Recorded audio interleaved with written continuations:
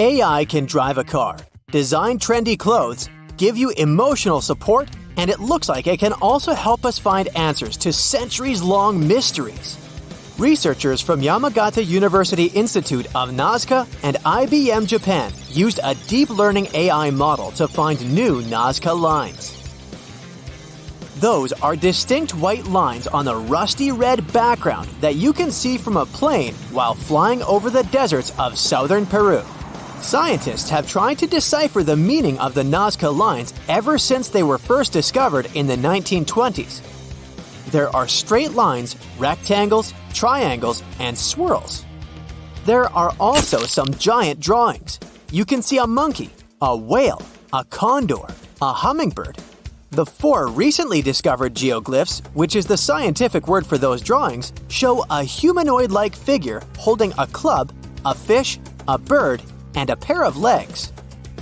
What is the hidden symbolism of all that? And why did the Nazca people decide to draw a humanoid in the desert? And did they even know who humanoids were?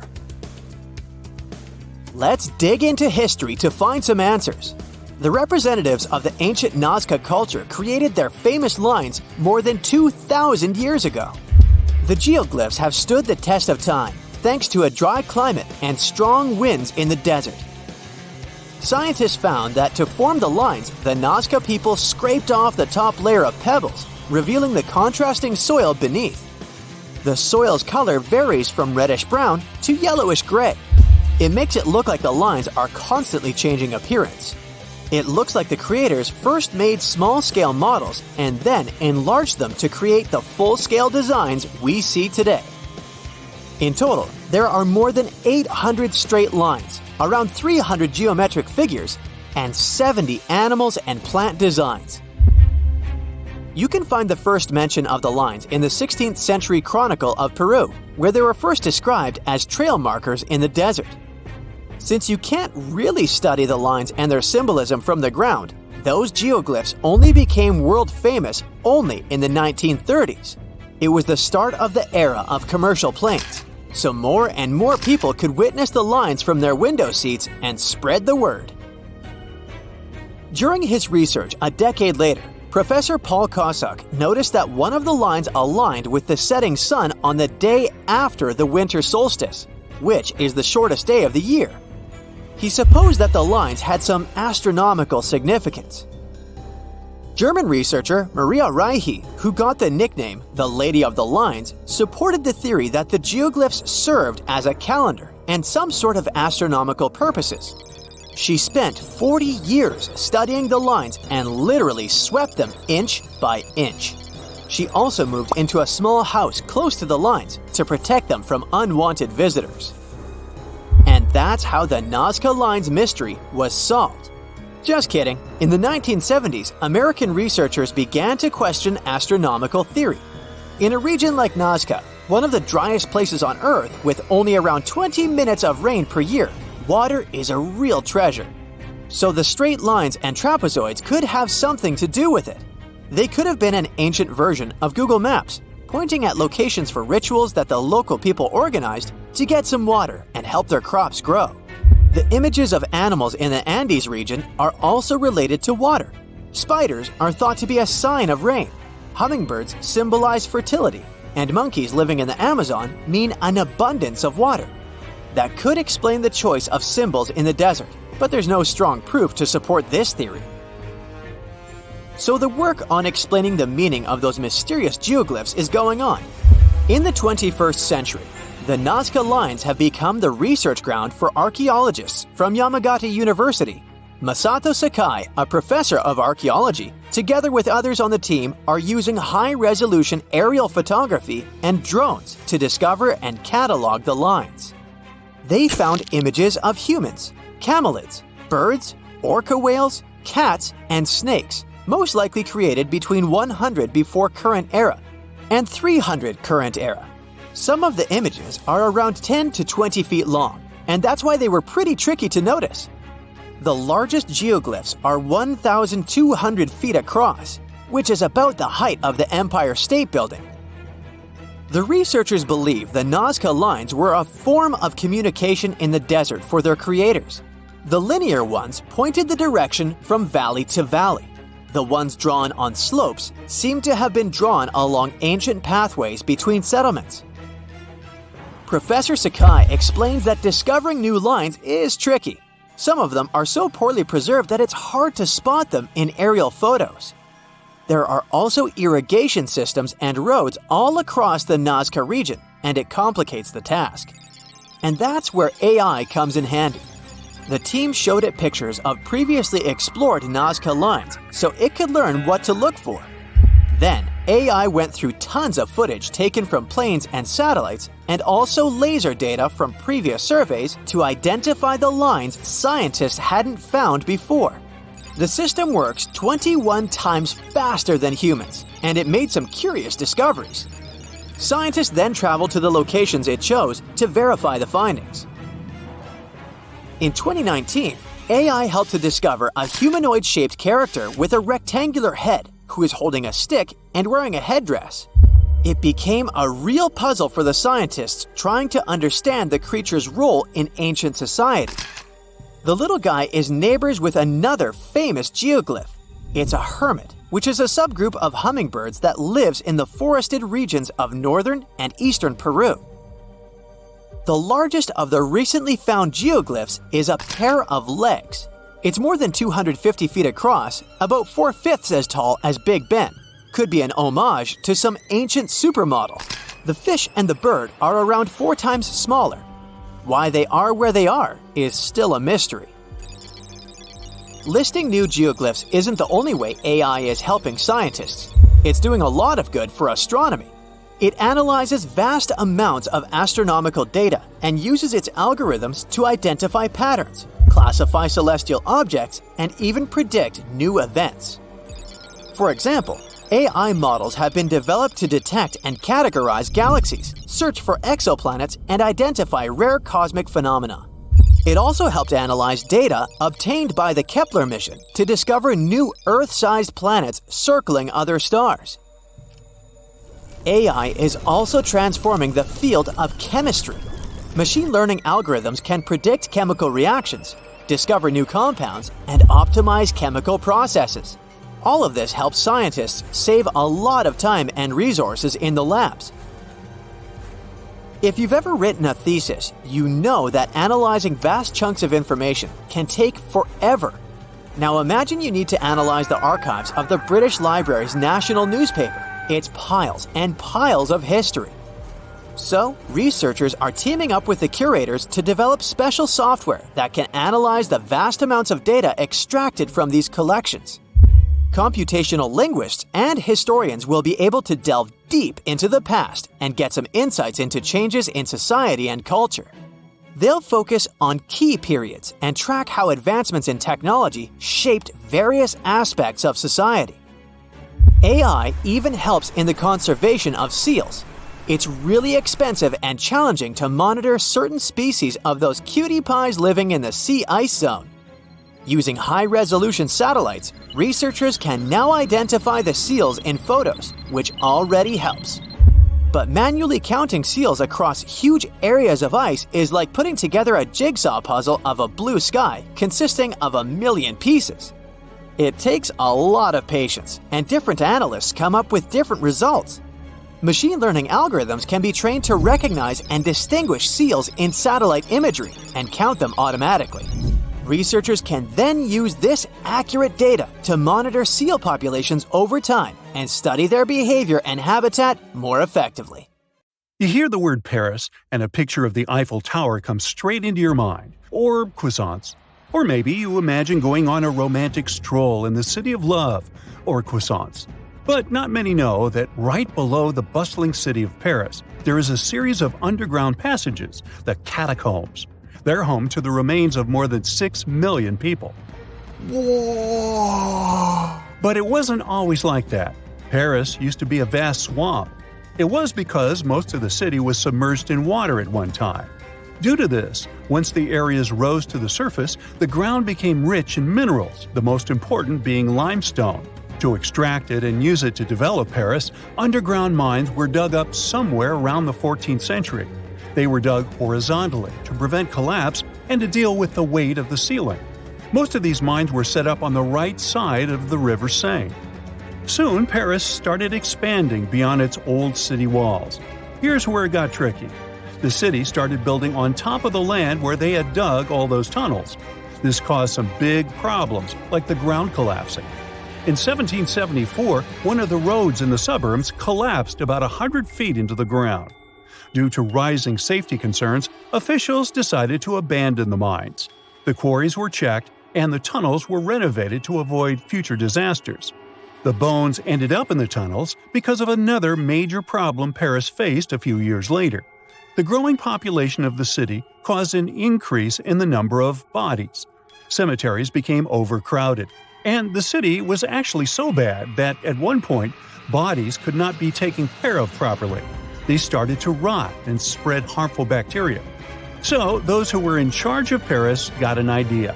They picked a new spot that was like a secret hideout for bones, one of the old mines. The process of moving the bones from cemeteries to the tunnel started in the late 1780s. They began with the biggest cemetery in Paris, the Saint-Innocent Cemetery. They didn't want to scare people, so they moved the bones at night. The remains went into two big holes in the ground and then got stacked in the tunnels by the quarry workers. They continued moving the bones until Paris developed into a city in the 1860s. The official name given to the collection of mines turned cemetery was the Paris Municipal Ossuary. But this name never became popular, and the tunnels instead became known as the catacombs. While the bones were still being added to the collection, the officials saw fit to open the place for public viewing in the year 1809. Tourists had to make a prior appointment and sign a guest book. As time passed, famous people started visiting, including the future King Charles X, Austrian Emperor Francis I, and Napoleon III. Of course, the rules for visiting have been changing over time. But now the catacombs, also known as the Ossuary of Denfert-Rochereau, have become a famous tourist spot. Around 5 million people come to explore it every year. What drives them? Well, in addition to the creepy but rich history, the catacombs are also considered one of the most haunted places on Earth, and there are several unsolved mysteries surrounding them. Some years back, a camcorder was discovered in the catacombs with a bit of footage. ABC Family showed the video in their documentary. In the clip, you can see a man very deep inside the catacombs, exploring alone. The video is from his point of view, and he sees something strange. He runs away terrified and eventually drops his camera. What happened to this man is still unknown. He was never found or identified. There are also reports of people getting lost in the catacombs, the most famous being a doorkeeper who got lost in 1793. His body was found 11 years later near an exit. How he passed away remains a mystery. There are also some not-so-eerie but equally strange mysteries surrounding the catacombs. There are people who like exploring the tunnels on their own. They're known as cataphiles. These people go into the quarries that have been abandoned to the public and long forgotten. Some explorers discovered secret water pools in the abandoned areas, and people would go to take a dip there. In 2004, police patrolling an unexplored area came across a 5,300 square foot cavern with a movie theater. There was a screen, projection equipment, some classic movies, and even chairs. There was also a restaurant-like setting nearby, 3 telephone lines, and, well, electricity, which hinted that a group of people had been living there or regularly visiting. But when the police came back 3 days later with experts to find the source of the electricity, they found that the wire had been cut off. Only a note was left behind: "Do not try to find us." Such enthusiasts existed in the past, too. Once, a Parisian farmer did the same and came across button mushrooms growing in the catacombs.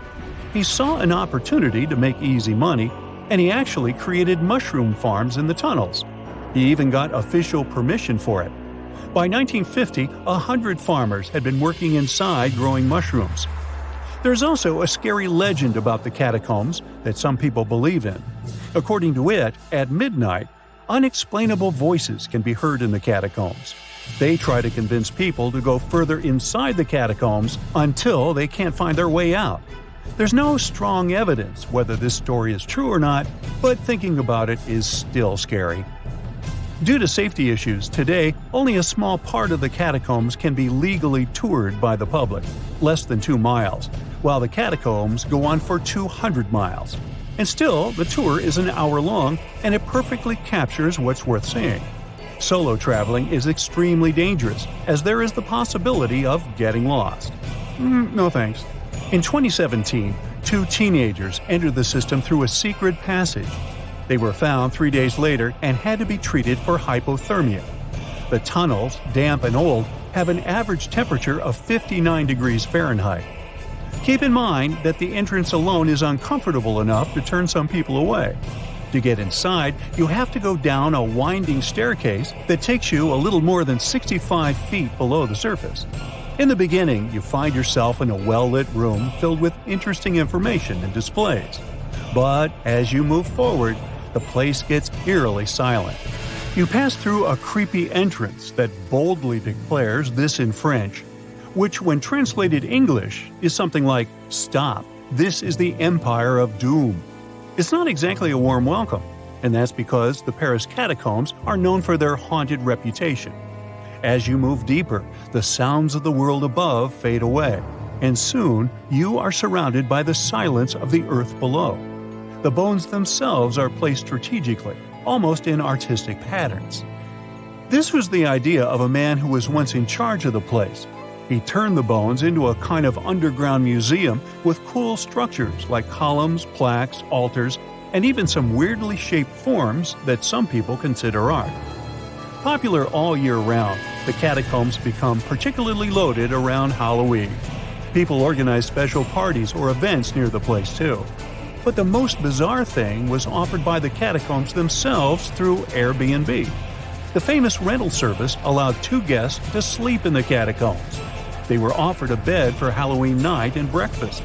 Upon checking in, they were told tales and the history of the catacombs. This way, they went to bed fully aware of the fact that they were sleeping among the remains of 6 million people. Yes, it remains to be seen. Alright, so let's start our journey with one of the most famous and scary vanished villages. It's located in India, the district of Rajasthan. This is Kuldara village. Unlike other abandoned places, this one is difficult to get to because the locals won't want to take you there. People are afraid of this place and try to avoid it. You can't get a taxi and drop off near this spot. The driver will tell you where to go. You won't find any traces of civilization nearby. The village is located in a hot desert area, but when you get close to it, you'll feel an unpleasant chill down your back. You won't find any vegetation because of the heat. There are only ruins of buildings and sand-covered roads. It seems as if you're walking through the excavations of an ancient city. But Kuldara is not so old. It only vanished in 1825. Before this time, the village had been thriving. It was almost a town consisting of many small settlements united into communities. Residents were busy with agriculture there. Plus, they went mining and extracted valuable gypsum rocks and minerals. But suddenly, everything changed overnight. For some unknown reason, people abandoned their homes and ran away. No one knows why, and no one has ever seen the residents again. Locals living in the nearest areas are sure that this place is cursed, so they never come close to it. They think this is the center of power from the other world. Some people feel sick here, others claim to see phantoms, and still others experience irrational fear. But tourists like to go there.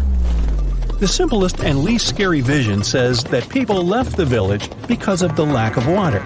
Still, this version seems weird. If there had been a lack of water, people would have planned the change of location instead of running away in a hurry.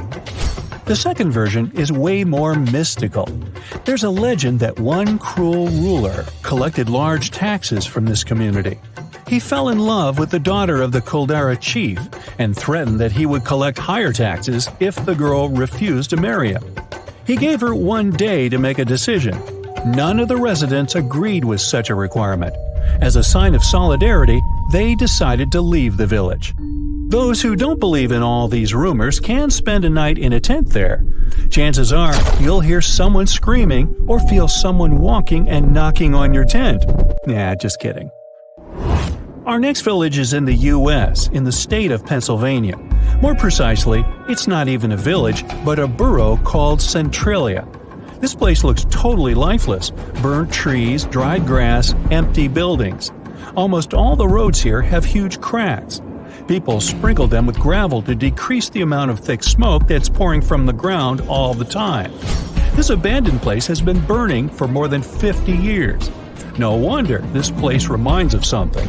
The authors of the horror game Silent Hill got inspiration from this town. Centralia was a mining town with shops, cafes, libraries, and happy residents. People worked in the mines to get anthracite coal. They used one of the underground tunnels as a landfill for garbage. And then, in 1962, according to the popular version, they decided to get rid of garbage by burning it. The plan failed. As soon as the garbage caught fire, it spread throughout the mine. Then, all mining work in the town stopped because of the increased level of carbon dioxide. Residents didn't manage to extinguish the fire, and it started to spread underground throughout the whole city. Roads began to heat up. The soil became poisonous. Thick smoke slowly filled the streets. People were evacuated from this place.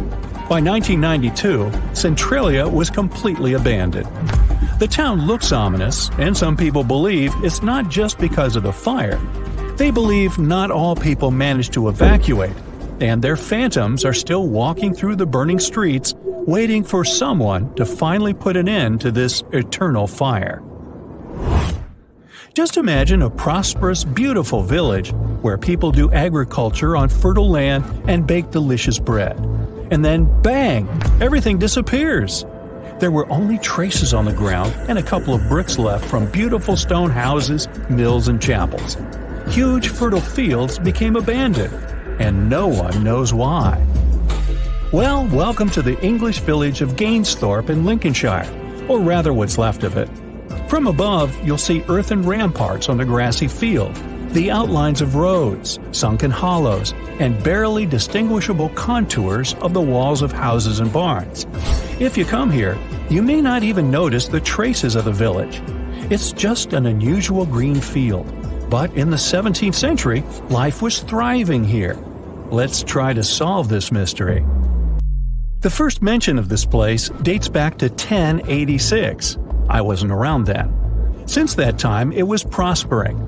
There were about 19 fertile fields, a chapel, a mill, a bridge, and a manor house where the lords lived.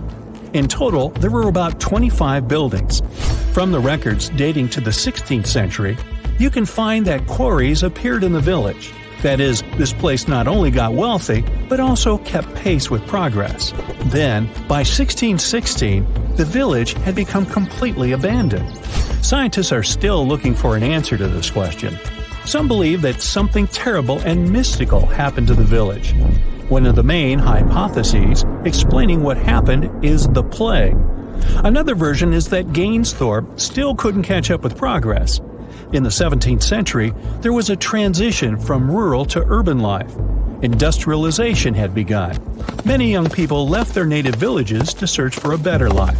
Some believe that groups of robbers and thieves settled in the village. They turned Gainsthorpe into their base and eventually plundered it all. The exact reason is still unknown, but the good news is that, theoretically, the village can be returned. Specialists can reconstruct the ruins and recreate agriculture. The hardest part, though, is to find funding.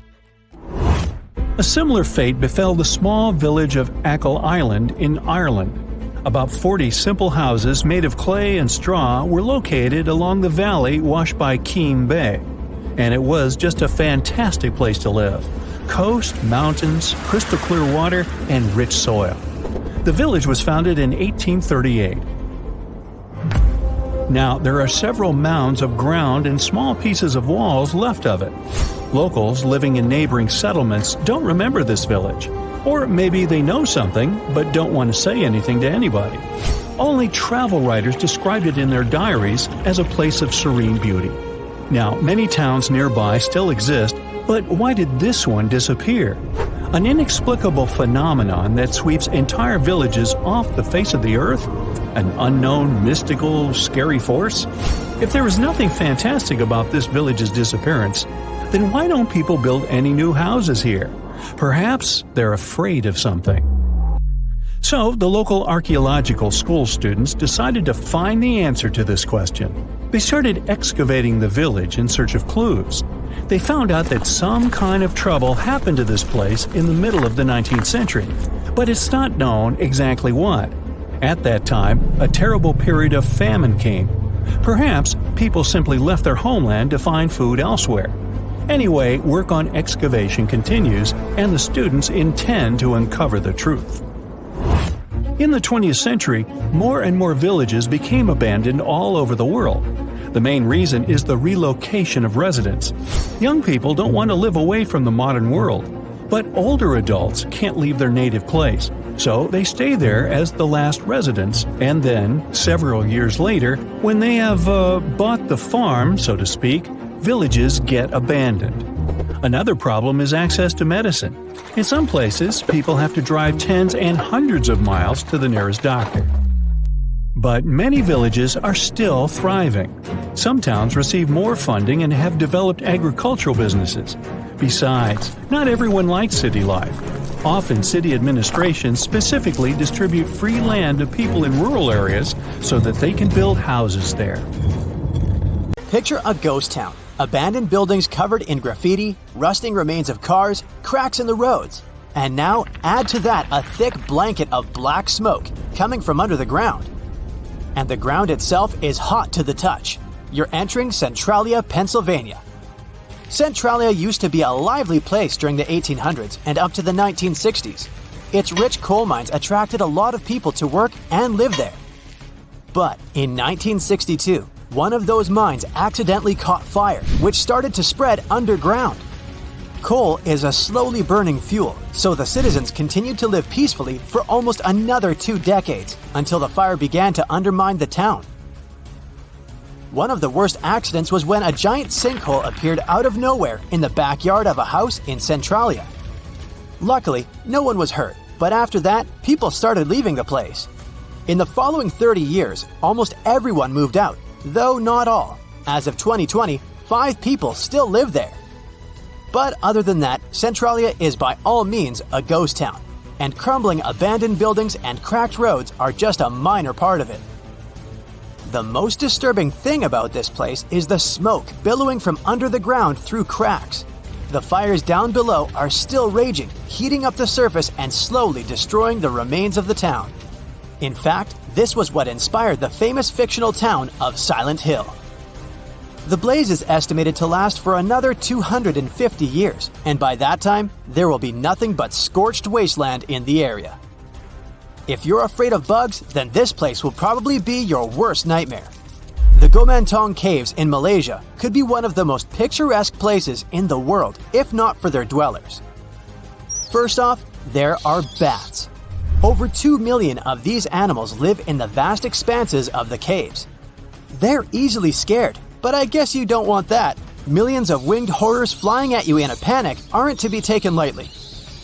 Secondly, there are cockroaches. And while the number of bats is more or less determined, the roaches swarming the floors and walls of the caves are unaccountable. There are so many of them that you won't be able to make a single step without a dozen of these creepers crawling up your legs. And finally, if you manage not to scream from the cockroaches and wake up hordes of bats, you might be rewarded with other wonderful dwellers of the caves. Those include snakes, scorpions, and giant venomous centipedes. Charming. Still, the caves are open to the public, and there are lots of people who visit this place. Right in the middle of nowhere in the empty wastelands of the Karakum Desert in Central Asia, there's a great hole in the ground that burns forever. It's called the Darvaza Gas Crater, and it's an actual pit, broad and deep, that has been ablaze for over half a century now. The locals call it the gate to the underworld, and the view is indeed frightening. There is no way to extinguish the flames, and scientists believe the crater will keep burning for centuries on end. The pit apparently appeared in 1971 when a group of engineers scouted the area and thought they stumbled upon an oil deposit. It turned out to be a natural gas pocket though, and when the drilling rig started working on the site, the ground collapsed. The engineers were afraid that the poisonous gas might put nearby towns in danger, so they thought it best to set it on fire and let it burn out in a few weeks. But as we can see, the blaze is still going strong. The crater has since become a popular tourist attraction, but despite that, it still poses some danger, so efforts are being made to finally extinguish the gates of the underworld. Imagine seeing an insanely venomous snake right next to your foot. Terrifying enough, huh? And now, multiply that experience by a couple thousand times, when no matter where you try to run, there are similar snakes all around. That's Snake Island for you, and the name couldn't describe it better. The island is located not far from the coast of Brazil and is home to thousands of golden lancehead vipers. About 11,000 years ago, the sea levels rose and separated the island from the mainland, and lots of lancehead vipers became trapped on it. Their mainland siblings are venomous as well, but not as much. The golden variety had to evolve to survive, and oh, they did.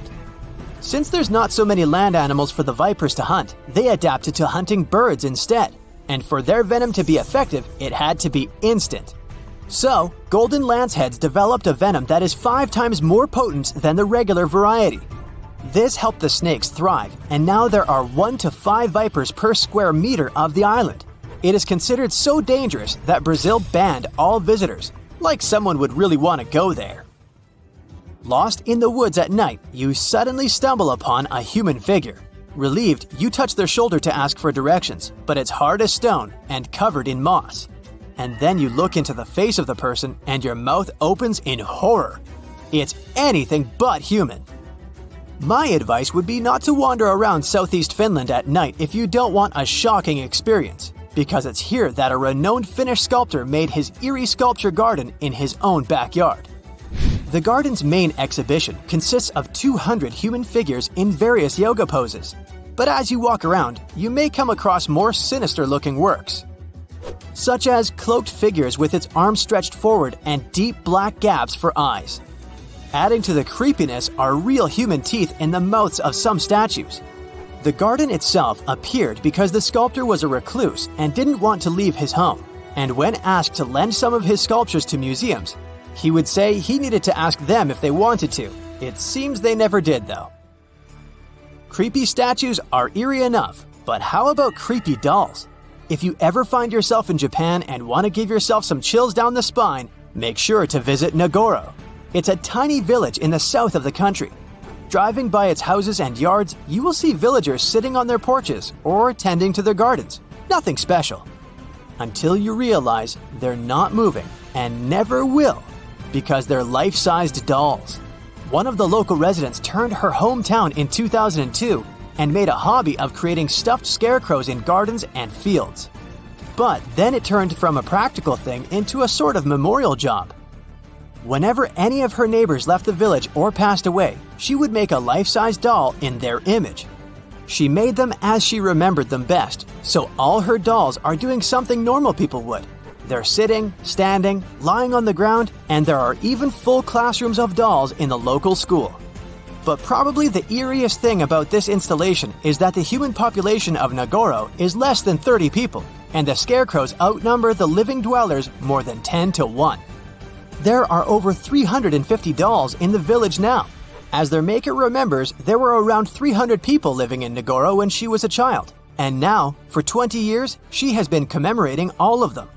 About 3,000 visitors come to Nagoro every year, and many of them return in the following years as well. The village is pretty hard to reach because it's located on one of the less traveled islands of Japan, and the nearest train station is an hour away. But that doesn't stop the tourists who want to see the wonderfully creepy scarecrows with their own eyes. It's the hottest place on Earth. Well, at least when it comes to the temperature of the air. On the 10th of July, 1913, the temperature here reached a frightening and record-breaking 134.1 degrees Fahrenheit. No wonder people call it the Death Valley. It's also the lowest point in all of North America, located at 282 feet below sea level. When you come here for the first time, You may be tricked into thinking you're suddenly surrounded by ice. But is that really frozen water you see out there? Don't let yourself be fooled. It's actually salt. As rainwater combines with minerals, the outer layer of rocks surrounding the area gets dissolved. When the water evaporates, the only thing that's left is salt. If you're a fan of water, this isn't the best place for you, since rainfalls are rare in Death Valley. So rare that, on average, this area gets less than 2 inches of precipitation each year. This makes Death Valley the driest spot, not only in the USA, but in all of North America as well. In 1929 and 1953, this location did not get a single drop of rain for the whole year. This surreal landscape becomes even more striking once you see sand dunes. Sure, they only account for a small portion of Death Valley, but they're indeed some of the most memorable sights, with some of them rising over 680 feet. Should you ever get to the top of the sand dunes, you may be lucky enough to experience one of the strangest things in the desert, singing sand. But why does this happen? Is it actually the sand making that noise, or is something else to blame? The short answer is that we've yet to fully understand this phenomenon. One explanation could be that the sand that slides down the dunes produces this sound due to the friction between its grains. When you're listening to it, it resembles an airplane flying in the distance. This is one of the few places on Earth where the sand makes a noise so loud that you can actually hear it. Other places are the Namib Desert in Africa or the barking sands of Hawaii. If you think things can't possibly get any stranger in this surreal location, hear me out. Some of the rocks here seem to be moving on their own. Could it be because animals bump into them? I mean, the valley is home to the famous roadrunner. This little bird, which is less than 2 feet tall and has a weight of 1 pound, is one of the very few creatures living here. It's adapted its body temperature to survive the intense heat during the day. But the roadrunner may not be the culprit after all, since it's not nearly big enough to cause such consequences. Also, nothing seems to be pushing these rocks. The trail they leave behind is too prominent. Well, in that case, should we blame the winds? This explanation doesn't seem to fit either, since some of those rocks are so large that it's impossible for them to simply be blown away. I mean, they can weigh up to 700 pounds and still travel the distance of over 1,500 feet. In that case, maybe there's something in the composition of these rocks that helps them move whenever they want. Is there any special material that these rocks are made of? Scientists were just as disappointed as you are right now when they researched the theory. There's nothing unique about the composition of these rocks. They're just ordinary stones, mostly composed of dolomite and granite. They were previously a part of local cliffs and outcrops, and then just happened to fall off. Anyway, the rock movements have been intriguing researchers ever since their discovery back in the early 1900s.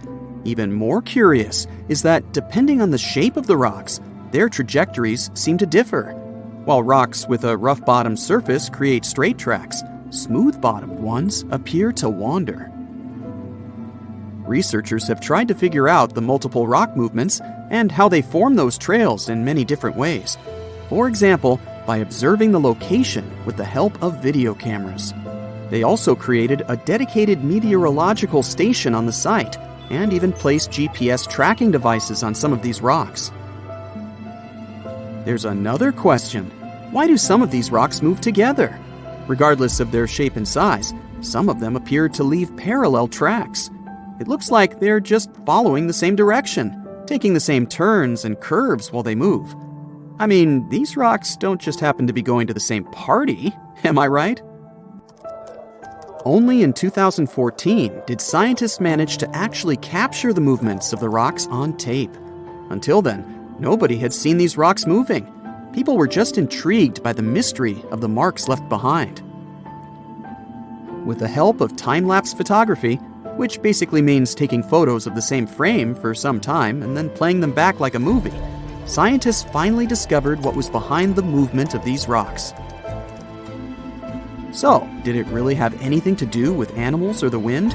Or was it some other mysterious force that was pushing the rocks across the empty landscape? Well, the answer isn't as simple as you'd imagine. It all comes down to a combination of rainfall, rapid changes in temperature, and a little bit of wind. To put it simply, when it rains in the valley, the place can sometimes freeze over, and the entire valley starts looking like a giant ice skating rink. Some of the rocks get stuck in the ice too. Once the temperature rises and the ice starts to melt, parts of that ice sheet begin to move slowly, dragging the rocks along. Hence the movement of the rocks and the traces they leave behind.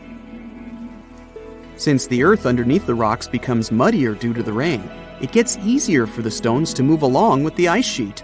Once the ice melts away, the water evaporates, leaving no indication of what actually happened. The traces left by the rocks solidify in the heat of the sun, making it look like the rocks have been moving on their own. What made it difficult for scientists to crack this mystery was the fact that the ice sheet that helps these rocks move is very, very thin. It needs to be large enough in terms of its overall surface, but thin enough to evaporate really quickly, leaving no sign that it was actually there. Anyway, despite the desert's name, there are a lot of creatures wandering around this location. Even fish. I know, fish in the desert, right? Well, surprisingly, there are 6 species of fish that can survive there, despite the salty waters and difficult conditions. One of these resilient species of fish is the devil's hole pupfish. It only lives there, in the water whose temperature can rise up to a staggering 93 degrees Fahrenheit. Because of the temperature and oxygen concentration, no other species of fish can make it. But it's not just fish. There's actually quite a variety of wildlife in the desert. It's home to more than 50 species of mammals and even several types of reptiles. You'll find here such animals as coyotes, kit foxes, bobcats, and mountain lions. Among smaller species, you'll be able to spot rabbits, squirrels, bats, tortoises, rats, and mice. Some of the animals living here needed to adapt to the harsh conditions and came up with really creative solutions. Like the jackrabbit, for example. It uses its oversized ears to help it stay cool during the intense summer heat. Kangaroo rats also have a unique trick up their sleeve. They can survive with almost no water at all. How? They can get all the necessary water from the food they eat. Other creatures, like tortoises, use hibernation. For up to 9 months each year, they rest to protect themselves from the extreme conditions of the desert. If you've ever been to Yellowstone National Park, you were probably mesmerized by its geysers, which spew superheated water and steam high into the air. But an even more intriguing thing actually hides underground. I'm talking about that underfoot plumbing system that makes those grand eruptions possible. About that, there's good news. Recently, researchers have succeeded in mapping the national park's hydrothermal plumbing system with the help of a giant flying magnet. As a result, scientists have managed to document all these features in stunning detail. The thing is, Yellowstone houses the world's largest hydrothermal system. It contains over 10,000 features, like geysers, mud pots, hot springs, and steam vents. They're fed by a network of underground water pathways. Those get overheated by magma flowing underground. It causes the water to rise to the surface. Now, no one actually knows much about the workings of this system, but the newly created maps might finally shed light on it. Experts explain that their knowledge of Yellowstone has a subsurface gap. That's why it's often called a mystery sandwich. Scientists know quite a lot about the features on the surface because they can observe them directly. And they know what's going on in the magmatic and tectonic system several miles below the surface. But they haven't figured out what's happening in the middle yet. So, I must tell you about that giant flying magnet used for research. It's known as SkyTem. It was attached to a helicopter and flown over Yellowstone several hundred times, scanning the ground below. The magnet is made up of an 82-foot-wide charged wire loop. Its main task is to generate a strong electromagnetic field. And since different kinds of material, like water or rock, respond to this field differently, scientists managed to create a few subsurface maps for the first time ever. The mapping technique also allowed the researchers to differentiate between magma and bedrock, since they have a bit different magnetic properties. and the team got a chance to see how the magma and water interact and create those mind-blowing geological features on the surface. The team got high-resolution maps to a depth of around 500 and 2,300 feet, and low-resolution maps showing what's going on at a depth of up to 1.5 miles. At the same time, the researchers think that the hydrothermal system itself may stretch as far as 3 miles below the surface. If they're right, it means they've only mapped the top half of Yellowstone's plumbing system. Anyway, remember how I said that scientists know pretty much about the bottom part of the Yellowstone sandwich? They have such a good idea about the tectonic plates and deep fault lines because the park's frequent earthquakes provide them with a lot of opportunities to study different phenomena. In July 2021, for example, more than 1,000 earthquakes rocked the area. These days, the team of researchers knows much more about some famous features, like the Old Faithful Geyser or the Grand Prismatic Spring. They've also found out that individual hydrothermal features on the surface can actually be connected to others, which can be as far as 6 miles away from them. Another interesting discovery is that even though Yellowstone geysers and hot springs vary in size, shape, color, volatility, and chemical composition, they are mostly fed by very similar underground sources. That means that the difference between the features appears closer to the surface. Now, I'm sure you've seen the iconic image of Yellowstone with a large rainbow-colored spring, fiery orange at its edges. So what makes these hot springs so colorful? Surprisingly, these awesome hues come from microscopic creatures. The temperatures in the springs are so high they can easily and quickly cook you. Plus, the water there is super acidic, like the liquid in a car battery.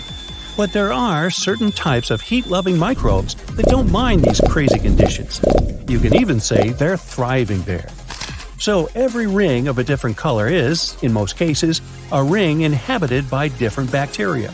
And each species is adapted to a particular temperature or pH level, which measures how acidic this or that environment is. For example, take the Grand Prismatic Spring, yes, the iconic one. Its rainbow hues likely hint at the diversity of microbes living there. So, starting from the center of the hot spring, you can see a beautiful aquamarine color there. That's where the water temperature is the highest, reaching 189 degrees Fahrenheit, because this area is right over the underground water source. The water there is too hot even for microbes. That's why what you see is mostly clear water. As for the reason for its blue color, it's the same as why the sky is blue. Sunlight hits the surface of the water and the light scatters, but the blue light scatters the most, getting reflected back to your eyes. Now, the next ring of color is yellow, all thanks to certain cyanobacteria. The temperature in this yellow ring reaches 165 degrees Fahrenheit. If the conditions in the hot spring were a bit different, these bacteria would create a blue-green hue, thanks to a green pigment called chlorophyll. But since the sunlight hitting the spring is too intense, the bacteria start producing another type of pigment. It's called carotenoids. And guess what? It acts as a sunscreen for the bacteria. And since this pigment is orange, the normally green bacteria get a yellowish hue. And finally, we've got that bright orange color closer to the edges of the prismatic spring. It's a bit cooler there, around 149 degrees Fahrenheit. In this part of the spring, you can find several types of bacteria. They all produce substances that give the spring this bright orange color. And finally, right at the edges of the spring, the temperature is cooler, around 131 degrees, and a greater variety of microbes can survive there. All of them combined give the edges of the spring that red-brown hue. But scientists believe that people and their activity may have influenced the colors of Yellowstone's hydrothermal features. For example, in the past, the temperatures in the Morning Glory pool used to be much higher than they are today. That's why its color was a deep blue. But trash has started to accumulate in the pool, and some of it clogged the vent. This caused the temperatures to drop, which led to microbial growth. As a result, that pretty blue color turned into orange-yellow. As for Yellowstone's geysers, the most famous one is called Old Faithful. It got this name at the end of the 19th century because of how regular its eruptions were. This geyser is more active than the others, erupting about 20 times a day. Each of these magnificent events lasts from 1 to 5 minutes, and the fountain of steaming water can reach a height of 180 feet. Now, while talking about Yellowstone National Park, we can't but mention Yellowstone supervolcano, right? Supervolcanoes appear when huge volumes of magma are trying to escape from deep underground. Eventually, they burst through Earth's surface. Sometimes all this magma gets stuck, unable to break through the planet's crust. And then, massive pools of pressurized magma gather at a depth of several miles. The pressure keeps growing because more and more magma is trying to get to the surface. At one point, a super eruption goes off. You don't necessarily want to be around for that. Over the past 50 years, the Yellowstone caldera has risen almost 3 feet. It shouldn't alarm you, though. Experts are sure it's a natural behavior for Yellowstone. Periods of dome-shaped uplift are followed by the caldera lowering. Scientists think the supervolcano doesn't present any danger at the moment. For an eruption to happen, the magma inside has to be at least 50% molten. With Yellowstone, this number is just 5 to 15%. Even better, a recent study made the researchers believe the hotspot might be in a state of decline right now, even despite all the breathing and dome-raising activity. There have been at least 3 other super eruptions in the history of Yellowstone volcano. They happened 2.1 million, 1.3 million, and 640,000 years ago, long before video. The most recent super eruption was dubbed the Lava Creek eruption. It formed the Yellowstone caldera after spilling out 240 cubic miles of rock, dust, and volcanic ash. No thanks, I'll pass.